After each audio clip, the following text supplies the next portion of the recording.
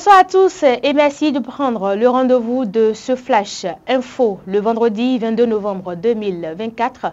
Une dizaine d'étudiants de la 4e promotion du Centre de formation au métier de l'audiovisuel et du numérique Sefomanda Barou ont présenté les résultats de leurs travaux de recherche au jury.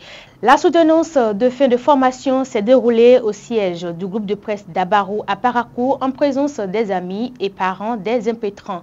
C'est le couronnement d'un parcours de formation théorique et pratique. Pendant un an, ces étudiants ont reçu des formations avec des enseignants expérimentés dans les métiers du numérique et de l'audiovisuel. Il s'agit des modules de formation en cadrage-montage, initiation au métier du journalisme, graphisme, développement mobile et photographie.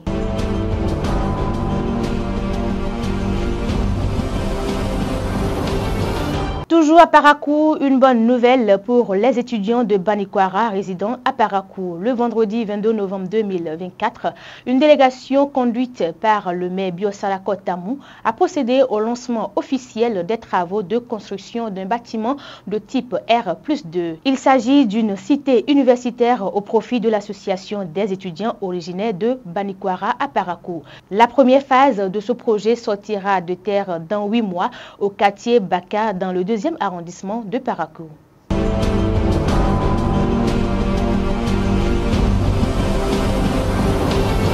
Cette fois, nous sommes dans la commune de Niki pour dire qu'elle a remporté une fois de plus le premier prix de la bonne gouvernance de l'association pour le développement des communes du Bogou à Dekob pour le compte de la 8e édition. Elle a reçu sa récompense à cet effet le vendredi 22 novembre 2024 à l'occasion de la session ordinaire du conseil d'administration de la Dekob tenue au siège de l'association à Ndali. Cette session a aussi permis de doter les médecins communautaires de matériel et de valider les plans opérationnels annuels gestion 2025. Les travaux se sont déroulés en présence des maires, adjoints aux maires, des chefs d'arrondissement, des secrétaires exécutifs des mairies et bien d'autres.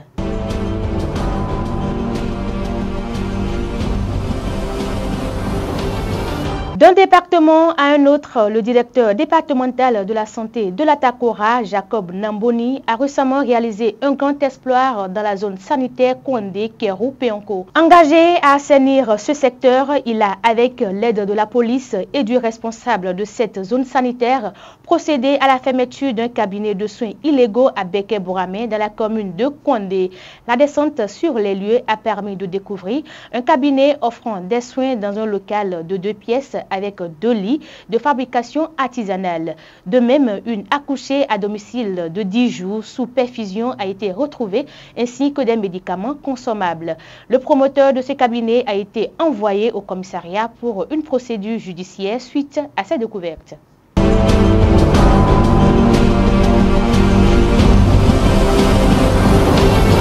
La direction générale de la police républicaine du Bénin a déploré les agissements arbitraires de certains de ces éléments sur le terrain lors des différentes missions. La police républicaine se désole du comportement de ces agents qui s'adonnent à la fouille abusive des téléphones des citoyens lors des patrouilles et autres missions. C'est pourquoi elle invite tous les Béninois victimes de ce genre des actions policières à désormais porter plainte.